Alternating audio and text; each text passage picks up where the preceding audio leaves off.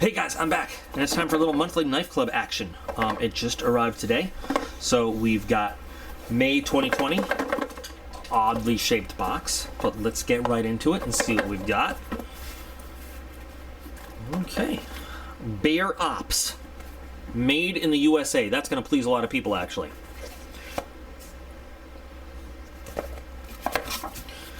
And we've got our card, so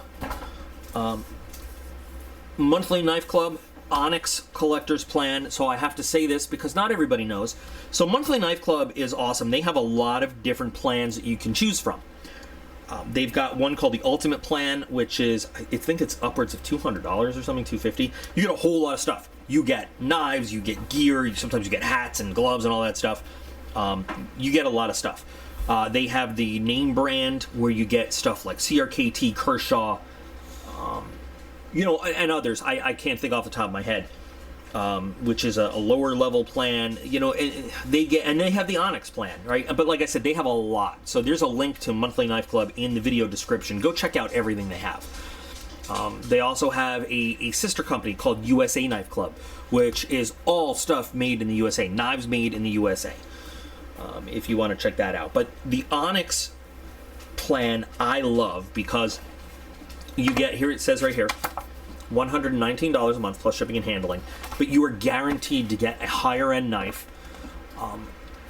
of different brands every month, and they don't give you this MSRP price. What they do is they tell you flat out, this is the price range that you're going to find this knife for online at various sites. So they do the work for you. So depending on where you look online, you can find this knife that we've paid $119 for anywhere from $149.95 to $225. So they don't play games. They don't tell you, hey, this knife is worth, according to the manufacturer, $300. They give you the real deal on the price range you might find it for online, which is really cool. And they also give you the specs all right here, which is awesome. So I don't have to put it in text. Yay! And there's shadows. I have the overhead camera set up now, but I think people like this a lot better. Does it say the Rancor? Really? Oh, you cannot put a knife called the Rancor in front of a Star Wars geek and not expect them to get excited. So this knife, in terms of materials, carbon fiber titanium S35 VN, looks pretty cool. It also looks like a pretty small knife.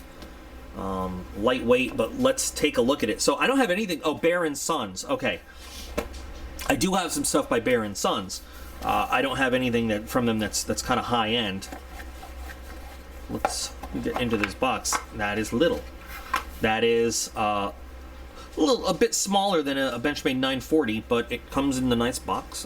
Sorry, the nice little pouch, a satiny feeling pouch. What else do we have in here? Thank you for your purchase. It's got a warranty online, product registration. Okay, that's cool.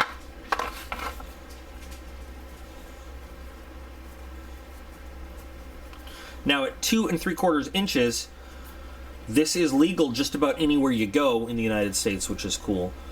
And we've got a very polished up carbon fiber side. We've got a what's the word I'm looking for? Like almost like a black washed and tumbled titanium side with an inset. You know what? They all have that now today, though. Nobody puts titanium to steel anymore. Just a tiny bit, like a millimeter off perfect centering. Right. Deep carry clip with no positioning besides tip up right-handed. So that's great for me. The Rancor is working out for me, but if you and the horse who rode in on, little tiny flipper. It is a small knife. It is little. Now some people might be like, who's going to pay this much for a small knife like this? Well, you know what? Plenty of people. Look what ZT charges for their little tiny, I'll have to put it in text what their little tiny design is. About a little tiny knife. It's kind of ridiculous. There are people that want a small knife like this for, you know, their EDC. Carrying around small pockets, dress clothes, you know, that you don't want a big knife showing. Very smooth action, though. And a beautiful grind on the blade. I love it. Satin finish all the way around.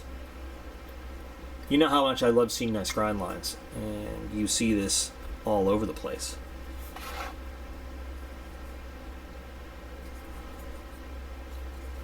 It is small in my monstrous hairy hands. Lockup is very early though and looks very solid, and we'll check that in a minute. Okay, that's not the world's most comfortable knife to unlock.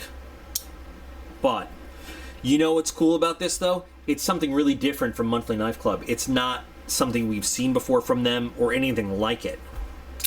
And that action is fantastic. The detent is awesome. With my giant fat thumbs, it is a little hard to unlock. It is.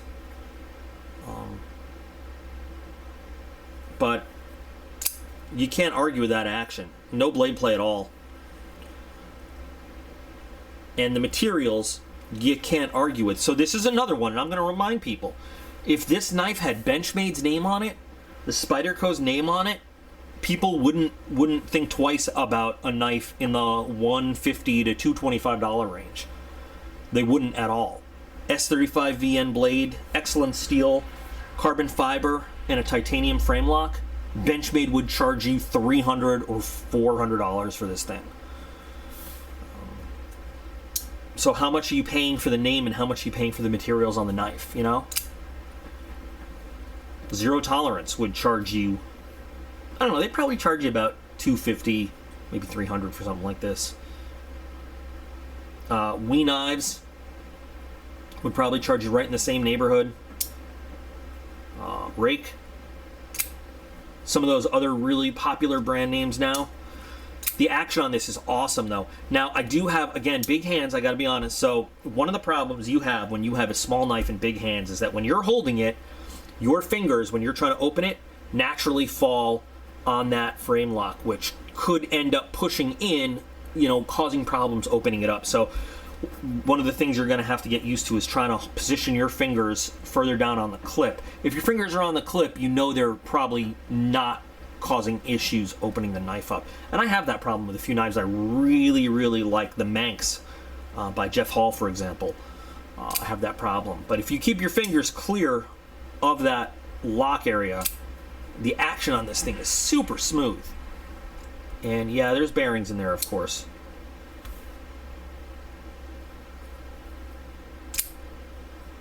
Now, I feel like I'd want to... The centering is just a little bit off. It is, and it's bugging me, but I feel like that can be taken care of just by adjusting that pivot like a millimeter, you know?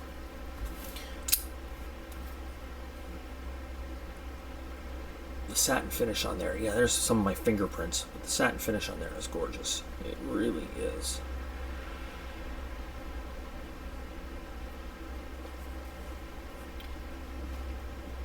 Very nicely finished carbon fiber. Personally, I kind of like a raw carbon fiber look, like a not raw, but the shiny carbon fiber looks nice. I like it, but Kubi has some really nice, for lack of a better word, matte carbon fiber or dull carbon fiber. I like that a lot too. But I love the titanium finish on this. That is really nice, especially when you've got these kind of satin accents on the hardware to match the blade. That looks cool. And you've got laser engraved wording on there. You can tell it's laser engraved because it has a little heat burn look to it. Let's see, got a piece of paper right here. Oh, you can't feel that at all. That's, I would say, better than razor sharp. I mean, that just, you know what I haven't done in a really long time? Yeah, I mean, that is, yeah, that's, this edge comes finished beautifully. There we go. Just kidding. Finding a running end on this 550 cord, but you saw how nicely that just snipped right through. So let's do a little pull through. Perfect. Nice clean cut too. And let's do a slice, which I'm sure will be, yeah, no problem at all. And again, it just slices right through stuff.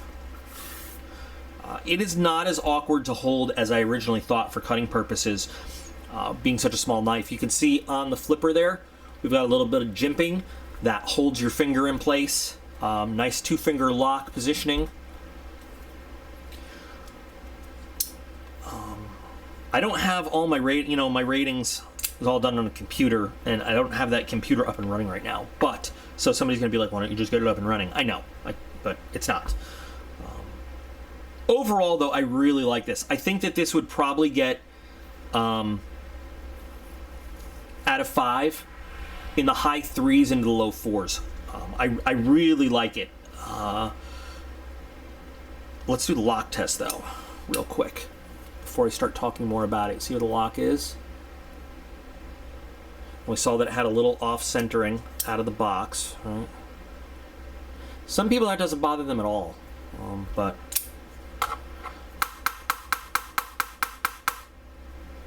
And I don't think our lock has moved or shifted at all. And I don't think the centering has moved. It's already just that 1 millimeter off center. Our action is still very crisp. Our lock goes right back to where it should be. And centering has not gotten any more off center. Our centering is off just a little bit, and it's not hurting the knife. It's not scraping against the lock. It's just an aesthetic thing that's making me a little nuts right now. But other than that, action is great. I would like a larger knife, but for legality purposes, like I said, this, with the blade size under 3 inches, is going to be legal everywhere you go in the United States. The mechanics are great. The blade is just super sharp, and again, those grind lines, beautiful right out of the box. And this is a brand that I would not have thought about in terms of high-end stuff, honestly. So, people ask me about boxes all the time, like, why do you, do you get your money's worth out of it? Well, in this case, you look at the cost. First of all, I've never not gotten my money's worth out of an Onyx box from Monthly Knife Club. You always make out on the value. You always do. But this illustrates another part of the non-monetary value that goes into some of these boxes. You get to discover things that you probably ordinarily wouldn't have if it wasn't for these boxes. This is a knife that I probably never would have found otherwise. Never would have given a second thought to, never would have tried. And you know what? It's a pretty nice knife. Maybe not my particular flavor of everyday carry, but getting it in my hand, I would have dismissed it for a couple of reasons. This is probably not a brand, like I said, not a brand I would have thought about for higher end stuff. Looking at the size of it, I probably just would have dismissed it based on that. And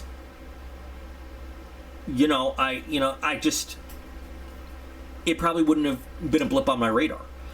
Now that I've had the opportunity to hold it, test it out, and try it, this is a knife that I might put in my pocket one day when I don't want something too large, when I don't want to have something too heavy. I'm already got stuff in my pockets or whatever, and I don't want one of my larger knives.